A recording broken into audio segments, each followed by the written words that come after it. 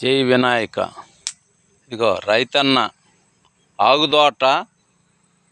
ఇదిగో ఈ ఎండాకాలం అయ్యేలాకే నీళ్లు పారక ఈ కష్టం పడి నీళ్లు కడుతున్నా కానీ అవి ఎండకి వాడిపోయినాయి.